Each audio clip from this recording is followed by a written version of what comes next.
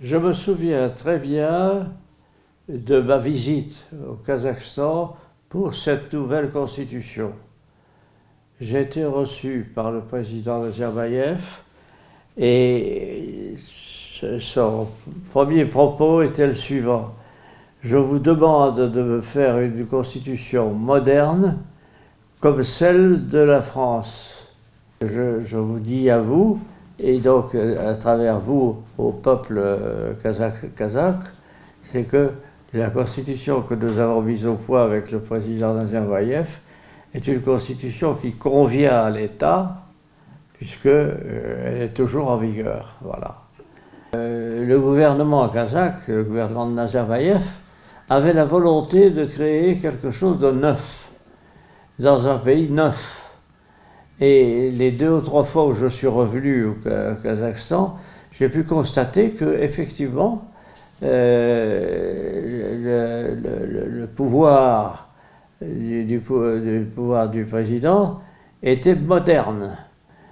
Et en même temps, d'un peuple qui se situait, c'est la remarque qui m'a été faite à plusieurs reprises, dans un pays, dans une région où tout était neuf et à créer, et qu'il était pris en considération la situation particulière du Kazakhstan, qui est un pays jeune, développé possiblement, et que tout le monde avait l'intérêt de créer quelque chose de nouveau.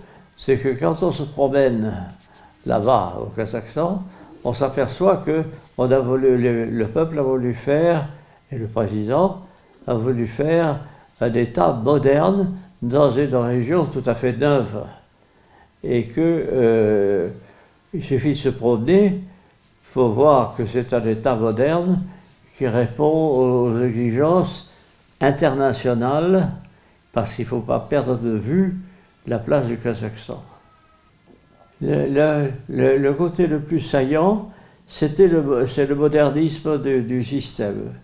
C'est-à-dire que c'est un État neuf, avec un chef d'État qui est estimé de tous, qui occupe une place dans la région que personne ne conteste, et qui est situé dans un ensemble d'États indépendants, et qui sont des États neufs.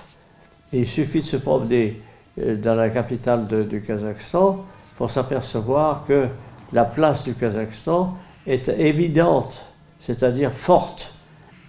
Par conséquent, cet État s'est imposé maintenant, et qu'on ne peut pas négliger. Moi, je suis allé au Kazakhstan à plusieurs reprises, et j'ai été agréablement surpris par la disponibilité du peuple. Et la meilleure réussite, c'est de voir qu'aujourd'hui, le Kazakhstan existe, s'impose et rayonne autour des États de la région. Et je répète,